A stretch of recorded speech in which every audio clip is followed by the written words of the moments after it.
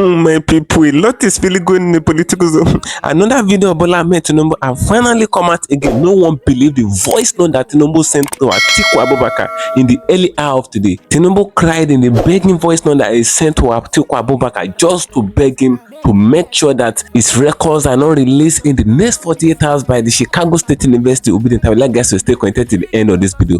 No one believes what Tinubu did in the early hour of today, and no one believes this can leak out. Jagaban, Emilokan stood it so low to beg someone, begging Atiku Abubakar in the early hour of today. Stay connected to the end of this video. If you can share this video, ensure you share it, let it go viral, and if you can share it, like it, give it a thumb up so that it will be recommended for us. But then stay connected. I'm coming back again. Welcome you back to LAJUPOG TV. I don't have bad news for you today. The home of religious gossip. But you should leave the fight for Mohammed. What is happening in the Christendom? Join now to make sense with LAJUPOG.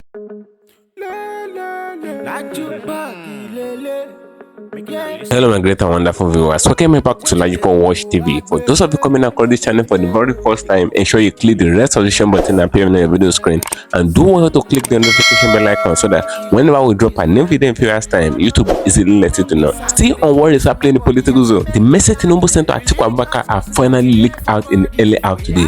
Tinubu sent a message to beg Atiku Abubakar, and where did this originated from? This thing originated from when they were campaigning for the election. You know, Tinubu was known to be very proud and all of that. Even the boy that was the former president of Nigeria, Tinubu was very proud and rude to him, Emilokan. Now Emilokan finally come down and stood so low to beg Atiku Abubakar. You know, he have insulted Atiku Abubakar, he insulted Obi. He even said that they should never mention Obi's name whenever he is again, that wherever he find him, said that nobody should mention Obi's name, that Obi is very small to him. And he even insulted Atiku that the Atiku will keep running for presidential position and he will keep failing till he died. That was what Tinubu said. He was very proud, but finally Tinubu have finally come down in tears, begging Atiku Abubakar in the message he sent to Atiku in the early hour of today. I would like guys to stay connected to the end of this video because I will be showing you the video of where you will see everything. You can share this video, ensure you share it, let it go viral, share to different social media platforms, and if you can share it,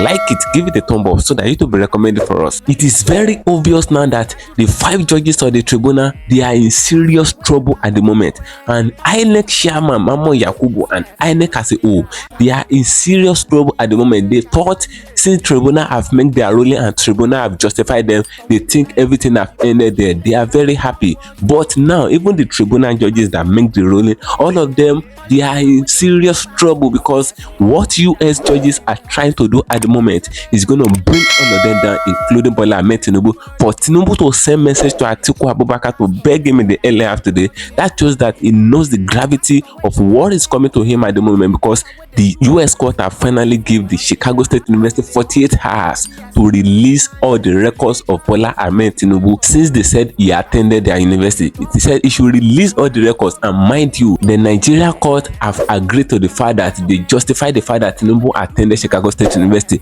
Nigerian judiciary said that Tinubu attended the Chicago State University, so they justify him in the tribunal. They throw away Obi's petition, they throw away Atiku's petition. They said Obi's petition are having water evidences and all of that. So that was what the tribunal said, but Atiku finally go to the US court, and the US court have finally agreed to what Atiku said, because Atiku said they need to provide all the results and all the academic record of Tinubu. Now Tinubu wrote an objection. He objected that they should not release his record, but the US government, the US court deny, they disapprove his objection. Now they are releasing the record of Tinubu in the next 48 hours, and mind you, Tinubu did not attend Chicago State University. It was a woman that have died some years ago now, Bola Adekunle Tinubu, that attended the university, and the Tinubu that we recognize in Chicago State University now is a female. And mind you, Chicago State University issued a fake result to Bola Ahmed Tinubu, a fake certificate. And since Atiku is demanding for the same certificate now, that they should bring out all the academic record of Tinubu, that shows that it is the same results that they issued to Tinubu. It is the same certificate that Chicago State framed to Tinubu that they are going to provide. They must not provide anything different, because they will be charged for perjury and all of that, and they must release the academic record of the Tinubu that they have in their school. But the only Tinubu, according to the report, that they have in their school is the female Tinubu, the woman. the late woman Bola Adekunle Tinubu. That was the record of the person that they have, and Tinubu claimed everything. Now Tinubu himself now knows that if they can release his academic record, and it finally came out that he did not have an academic record, did not have a certificate there, they will charge him for perjury. Even in Nigeria here, Tinubu will go to jail, and even the 5 judges in the tribunal, all of them are going to jail, including INEC chairman that Tinubu submitted the certificate to, and he approved the authentication. All of them are going to jail. So all of them are in total panic now. Let me leave you guys to watch the video as everything goes. So you first of all listen to how everything went, so that you can have the full understanding of what is happening right now and the message that Tinubu sent to Atiku. Stay connected, evident. I'm coming back again. His own volition, acting independently, using his own resources, he decided to carry out a sort of mini investigation in the city of Chicago. And by the way, this is based on his own accounts of the event. This is what he told me. So he reached out to a private investigator in Chicago by the name of Robert Hammerhand Investigation, and also to a law firm in Chicago called Lee, Eisenberg and Frankel. And the purpose of doing that was to determine whether the educational history which Bola Ahmed Tinubu had claimed, i.e. that he supposedly attended Chicago State University, was in fact true. Because it's almost unheard of that someone would make that kind of mistake where they would say they attended, oh, I attended UNILAG, and later on UNILAG says no, he now said, oh no, actually it was LASU. They pretty much did the same thing. So he claims to have attended the University of Chicago, and then afterwards said, oh no, it was Chicago State University. I've never heard of anyone making such a mistake before. And so barrister Mike Enahureba decided to do his own investigation into this, and using that law firm, he was able to get a subpoena issued to Chicago State University, to Southwest College, also known as Richard Daley College, which he also claims to have attended, as well as to the places he claimed to have worked at, such as Deloitte and Anderson Tax. And the response to these subpoenas made up the basis for the story that I published in November, because I was able to get hold of these things exclusively from him. And the story was titled as Bola Ahmed Tinubu committed perjury. The evidence says yes. And what was outlined in that story basically was that every single part of the educational history narrative that Bola Tinubu had claimed for 20-something years was entirely false. So, for example, the person who supposedly was on file at Chicago State University, the person known as Bola A. Tinubu on file at Chicago State University, the records clearly showed, bear in mind these records were obtained under subpoena, the records clearly showed that the gender of this person was F, female. Right, to the best of our knowledge, the person we know today as Bola Ahmed Tinubu was born a man, has always been a man. So that can only mean that if the person on file at Chicago State University was female, and this person who claims to be that person is male, that means identity fraud has taken place. So that was the most important thing. Some other things that were established were that the supposed Chicago State University certificate, which is submitted to INEC, was not in fact issued by Chicago State University, that this was a certificate that was issued from that was obtained from a cheap online forgery service called diplomamakers.com.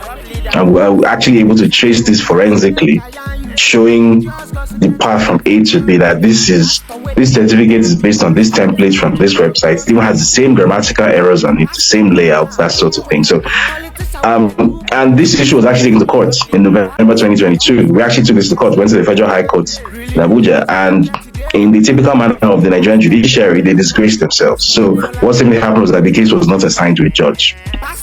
Every single judge ran away from it. Nobody took on the case. So it basically timed out. So it was kind of funny how during the rulings delivered at the PEPT, Justice Samani claimed that these issues were pre-election issues, because these issues were in fact raised before the election, and the judiciary did its absolute level best to frustrate the hearing of this case, to make sure that the case wasn't heard. So now that the PDP candidate Atiku Abubakar has decided to take this to the front burner, it has become an issue.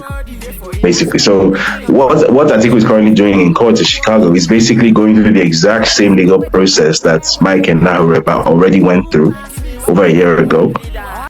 And the simple reason for that, and for me, the nonsensical reason for that is, under Nigerian law, if those records are obtained directly by a participant in the ongoing case, i.e. Atiku, for whatever reason, they have more probative value to the court than when they were obtained using the exact same process by somebody who is not directly involved in the case. So even though we already know what these documents are going to say, because we already have them, and we had them for more than a year, what the Nigerian court system is basically going to say that as long as these documents are not issued directly to the court in response to this matter, even though they were also obtained under legal subpoena, blah blah blah, we're not going to recognize them. Which to me is a very nonsensical thing, but that's just how the Nigerian court system works, unfortunately. I kind of get that, and I recently read one of your tweet just yesterday, which was quite a cutting remark on Nigeria's judicial legal system. You actually was quoted as saying that the only reason Atiku is in court is because Nigeria's legal system is operated and overseen by some of the worst blockheads in the northern hemisphere. You went on to describe them as blockheads who wear hot, heavy colonial wigs, and they ascribe lower value to the same documents that have been gotten under the same legal process. You went as far as describing them as wig-wearing obotes, and the Nigerian justice system is a rotten pile of arbitrary nonsense. Some of your critics are saying these are brutal remarks and a serious indictment on Nigeria's legal system. Your reaction to this? Well, I'm not sure how many Nigerian lawyers or Nigerian judges actually benchmark the Nigerian justice system to the justice systems in supposedly the countries that even inspired our own legal system, such as the British legal system or the American legal system. Because if you are familiar with those legal systems, a principle which is taken very seriously is the principle of there's a specific term for it, but in my own words, I'll describe it as minimization of time wasting. Basically, the Nigerian judicial system is very heavy on unnecessary process that doesn't benefit, that doesn't add to the substance of anything. It's process for the sake of process. That where there are potential, there are minor technical issues that could potentially be used to create issues within a case, the judge actually has it's at the discretion of the judge to assign priority to the merits of the case over the technicality. Right? The judges actually have that power. But in the Nigerian justice system, the judges will never exercise that power. All they will rather say is the technicality comes first. Everything about process and procedure and ceremony, right? It's always about the form, never about the substance. That's quite absurd. It's really absurd. David, we know you've done quite an extensive research on Tinubu's academic background, and one of the questions we would like to point out, pushed across to you, is what are your sources? What kind of evidences or sources have you relied upon when you were investigating these matters, and how credible are these sources, and what steps have been taken by you to verify the information, considering the fact that we've got so many documents flying around, records that are flying around on the social media spaces, and some of these records are not verifiable. So I think anyone who has actually read my work and is actually familiar with my work actually wouldn't be asking that question, because it's very clear where my sources are. So, for example, with regard to this issue, is the educational background of the president. It was very clear that these documents that form the basis of the story that I published were legal documents which are obtained using so and so process. All of this was enumerated in the story, and that this is where I obtained these documents from. That there was a suit filed in the FCT High Court And once the suit was filed, these documents became issued. They became public record basically, and I was able to get hold of them from. In fact, on the documents, which I always include a link in my stories, so because I usually upload them to my Scribd account in like PDF format, anyone can see and download it. You could even see the stamp of the FCT High Court with the date and everything in signature. So there's no question of, which backyard route did I use to obtain? There's no backyard route, right? If I'm not willing, if I'm not 100% sure about the veracity of a document, I'm not going to publish it or publish a story based on it, right? That goes against the rules of the profession. You only put out, or you're only supposed to put out what you can stand by, what you can prove is true. So that's what I do. It's really that simple. So there's no it's not as if there was one I met in a dark alley with some guy in some street in Chicago who gave me documents in a folder. No, it wasn't like that. These documents are publicly available documents from a court. Now let's get your perspective on this as well. Can you discuss notable controversies or scandals surrounding President Tinubu's legal history, especially in the United States of America? So, okay, I guess I should back up a bit here, because I guess this ties into the other story, exactly, which I published.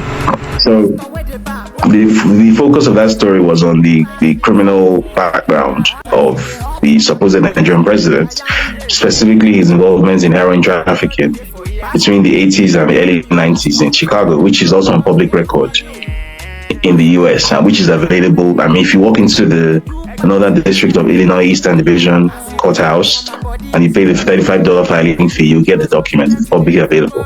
Now, I think that is very well known. The contents of that document have been done to death, so I don't think I need to summarize that again. I guess the relatively new information is, by the way, all of this is going to be contained in a book which I'm publishing next year.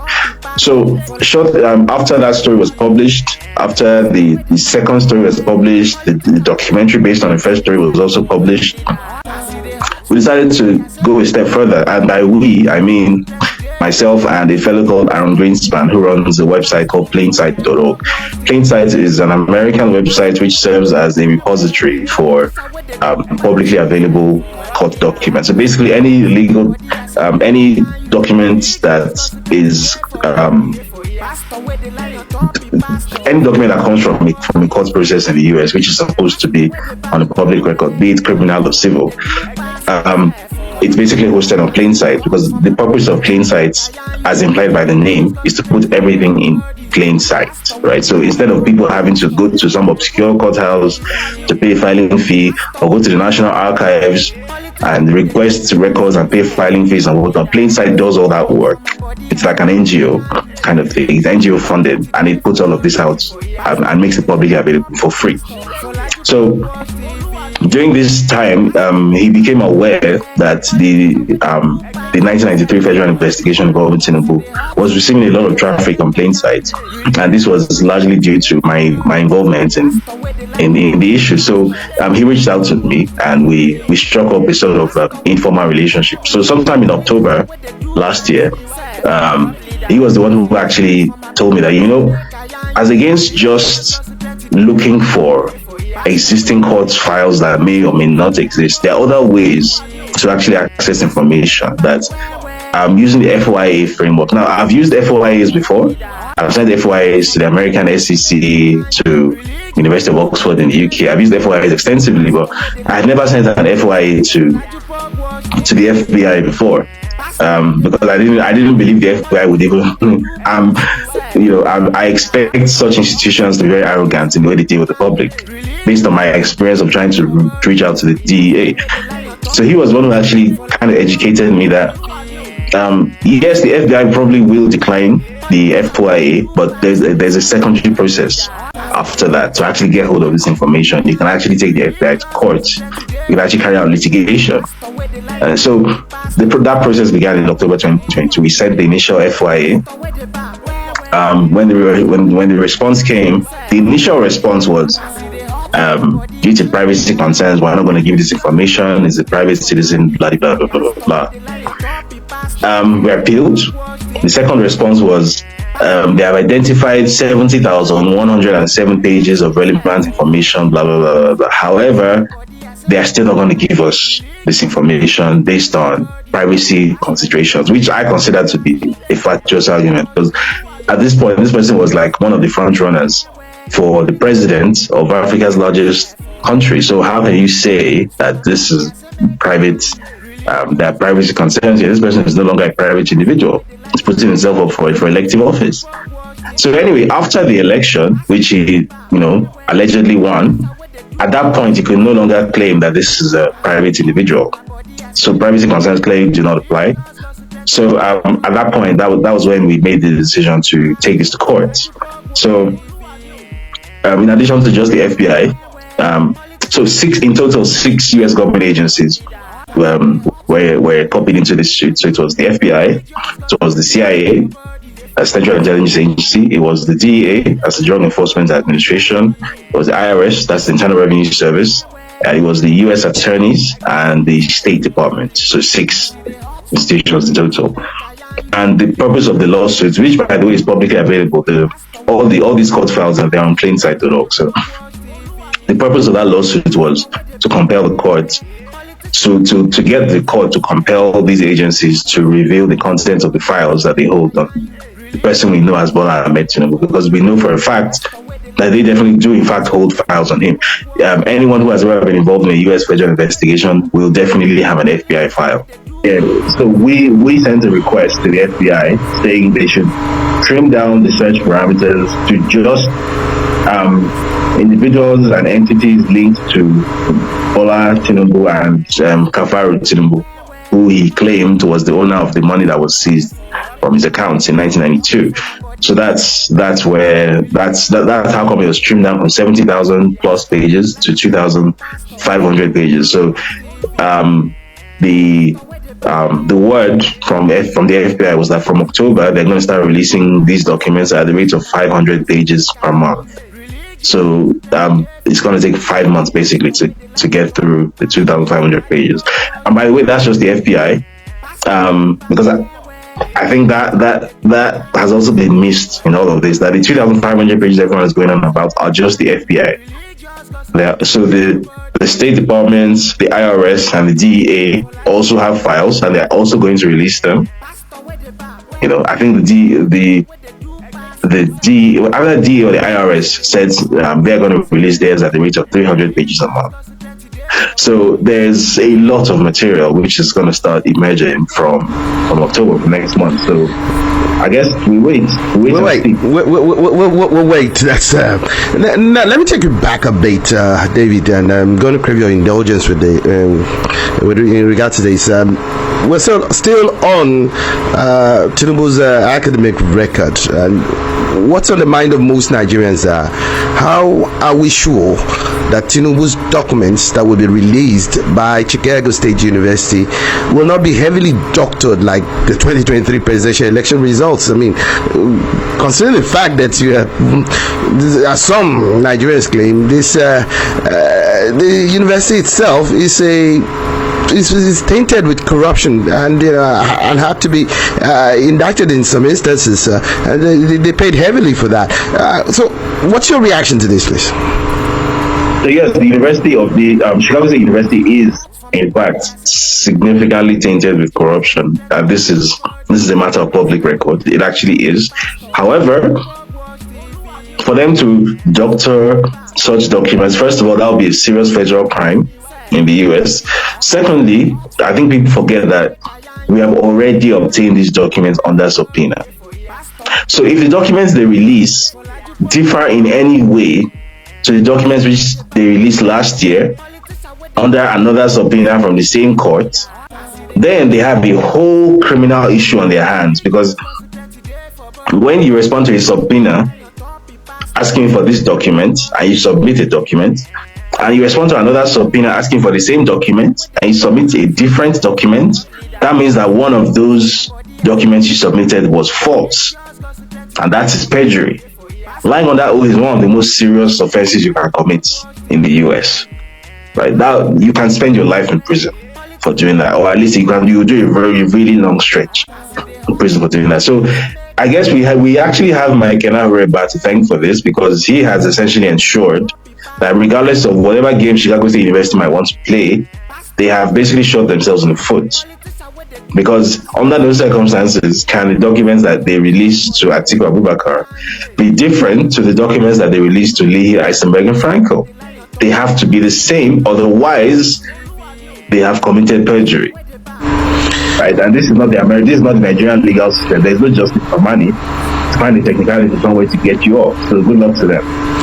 Now, I know that they've also strived as much as possible to ensure that these documents are not released, and we've had instances, in fact, and we've also had some of their supporters actually doing a pushback. For example, Bayo Ononuga, a former media aide to the president, has criticized the supporters of Atiku Abubakar and PTOB over their stance on the president's certificate, saying that they're wasting their time and chasing shadows by controverting Tinubu's attendance at the Chicago State University. What's your reaction to this? I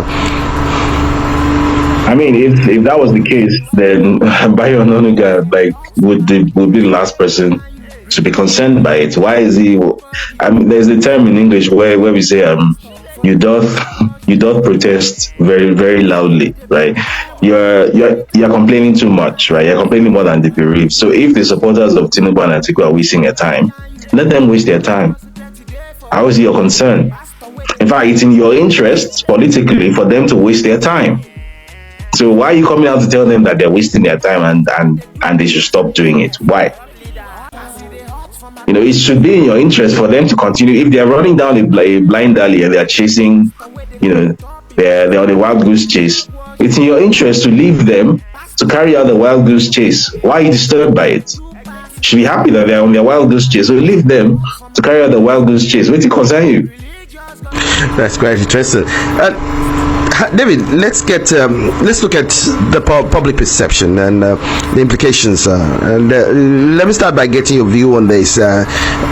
Considering the implications that this might, I mean, the controversy that has been generated by this, this Tinubu saga. What impact, if any, have this controversy had on the public perception of President Tinubu and his governance in Nigeria? And as well, also chipping this, how might these controversies affect Nigeria's international relationship, especially particularly with the United States? So first of all, I'm not sure these have had any impact on the perception of Tinubu in Nigeria, because I think the perception already was that Tinubu is a criminal. So this has not significantly damaged his perception, because there was nothing to be damaged in the first place. It was already at zero. So it's pretty much what people expected. However, in the international space, it absolutely is having an effect, and is going to have an even more significant effect by the time we're through with all of this, because it's one thing for such scandals to happen in country, right? So if the scandal is that he claims to have attended the University of Benin, and he didn't actually attend the University of Benin, even if that gets into the international media, it's like, oh yeah, it's, you know, Africans and African issues, whatever. But this is an issue that is rooted in the US, right? That's where the problem is, right? Because Buhari had a similar issue where to date, as we speak, Buhari has never actually proven that he completed his secondary school, right? And they also submitted forged documents, and somehow they also got away with it. I think because Nigerians have very, very short memory. Nigerians have forgotten that Buhari presented a forged WAEC certificate to INEC, where the name on the certificate was Mohammed Buhari, even though his name is Muhammad Buhari, and the passport photo was of him at his old age. Nigerians have forgotten all of that. But the thing is, you can get away with that because it's WAEC. You know, it's a West African thing, it's a Nigerian thing. Nobody really cares. But when you are forging a Chicago State University certificate, they are bringing the US into it, where you have an FBI file with a total of 70,107 pages. The US has been brought into it. In fact, I was reliably informed that at the last UN General Assembly, after so much noise had been made about Tinubu supposedly having an exclusive sideline meeting with Joe Biden, the US president, the reason that meeting did not eventually happen was because Joe Biden was briefed that there is some information which is about to emerge about this guy, and if you allow yourself to be pictured with him or to posture yourself in any way that looks like you are aligning yourself with him, your political enemies are going to have you for lunch, right? And it's going to affect your re-election chances. And that's how come that meeting, which they spent weeks crowing about, didn't come close to happening. In fact, it was so bad that I think it was on a Wednesday, either Tuesday or Wednesday, during the UN General Assembly, that Tinubu and Biden were in the same building at the same time. I think Biden had given a speech, and his aides were trying desperately to book some kind of appointment or meeting with Biden, and Biden's people knocked them back. They don't want to be seen within a country mile of the guy now. It's like the guy has feces rubbed all over his body now. Nobody wants to be seen with him. Nobody wants to be near him. Both in the US, in the international space in general, his brand is toxic now, and it's only going to get worse. Thank you for staying connected, my great and wonderful viewers. You can hear what David Hundeyi, the spokesperson of Peter Obi, you can hear what that guy said. That guy is a tech guy, so he knows a lot about Bola Ahmed Tinubu. There was even a time where they were trying to take his life and all of that. They were after his life, but he have to run out of Nigeria and all of that just to make sure that his life is secure. Because if anything should happen to someone in this Nigeria, there is no justice for the poor. There is no justice for people that are not in their cabal. You know, Tinubu said something. He said during the campaign, he made mention of the fact that he has structures everywhere, and that is what he's using at the moment. But he's already failing. So if you are not part of the structure, you can't have justice in this Nigeria. So that was why Hundeyi ran away from Nigeria and ran for his life. Now that's not where we're headed to. You can see what is going on in Nigeria now. Tinubu is a total disgrace to Nigeria. You know, this man appears to represent Nigeria in every federation all around the world. He is the representative of Nigeria because he's the #1 citizen as the president of Nigeria. Now, this same president in question is disgracing the whole country up and down, because a lot of people are now seeing Nigeria as a country of scam. It's not only because of Yahoo boys alone, but because of the leader that we are having.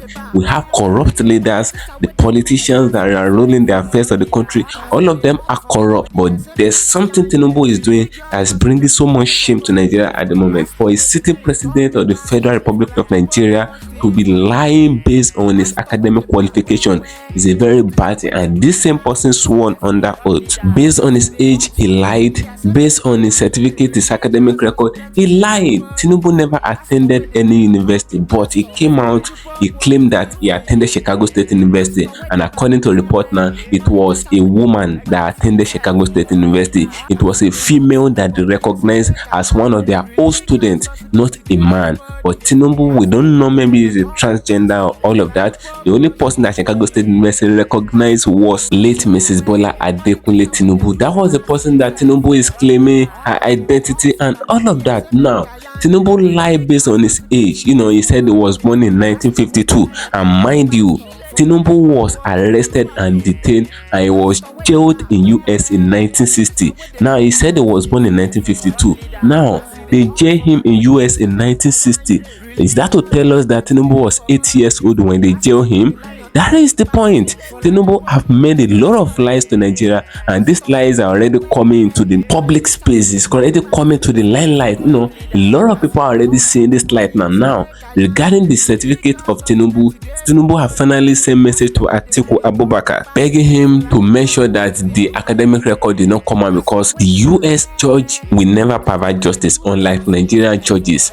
Tinubu can control Nigerian judges. He can do whatever he can do with Nigerian judiciary, but he cannot do anything with the US judiciary. You know, before the tribunal made their ruling, Tinubu bullied the judiciary. He said if they should remove him, that there will be anarchy and chaos in Nigeria and all of that. So he can bully the Nigerian judiciary, but he can't bully the US judiciary. He should go and bully the US judiciary. Let's see. Now, the US judiciary have obtained the petition of Atiku, and they said the Chicago State University must not hold back the academic record of Tinubu, because Tinubu is not a private citizen of Nigeria. a public figure and is representing a whole nationality now. They said they must release the academic record of Tinubu within the next 48 hours. And mind you, if the academic record of Tinubu is released and it later found out that the certificate that Tinubu tendered to INEC to apply for the presidential campaign and all of that, if they should discover that it was fake, because after he applied for the everything and he tendered the certificate and all of that, he sworn under oath, unlike P.K.B. and others, he sworn under oath. And when you swore under oath and it later discovered that you lied under oath,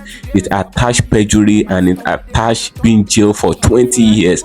Now, add 20 years to the age of Tinubu, that shows that Tinubu is gonna die in prison. So that is what he's trying to avoid at the moment. And even the judges in the judiciary that throw away the petition of Obi based on this Chicago State University and all of that, all of them are going to jail, and including INEC, all of them are going to be jailed. Now, looking at the post of Charlie Boy, the area father in the LR today, he said, can you imagine a old Jagaban who some few months ago thought he was larger than life, a Melocon, but all of a sudden has now turned to begging Atiku.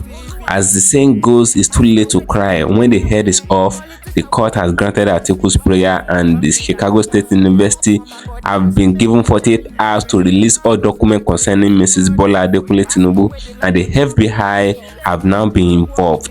When his in-law, T-Mac, said it last year that Tinubu was 87 years old, the Bulabans quickly debunked the news. Do you know Tinubu, who is claiming he was born in 1952, was arrested and jailed in 1960 in Chicago? Are you not telling me that he was 8 years old when he was arrested and jailed? Nigerians are going to be shocked when evidence that comes out from Friday. I think the title of this movie should be Bulaba and His Evil Thieves. Can you see what is going on? Can you see what Charlie Boy posted? Charlie Boy posted it on his Twitter handle. He said the voice note that Tinubu released to Atiku Abubakar that is going to release it in few hours time. So I'll be checking it out now. Maybe it's going to release it, because according to report now, it is still doctored. So we're looking for where we get the original source from, so that I can post it on media for everyone to see. We don't want to post you the doctored one. Now, I'd like guys to drop your opinion in the comment section of this video. What do you think? Drop your opinion. Feel free, as I'm gonna get another for you. And sure you follow me on my social media handles on Facebook at LAJUPOG TV and LAJUPOG Entertainment, and on Instagram at LAJUPOG. Guess what, guys? See you in my next video. Bye. I see the hot for my body, I say make I yarn you. Religious gossip plenty day for body. Pastor with the line on top, be pastor. For LAJUPOG Watch TV. Pastor with the back, where politician with the do pass himself. Corrupt leader, why you waiting for church? All as LAJUPOG Watch TV.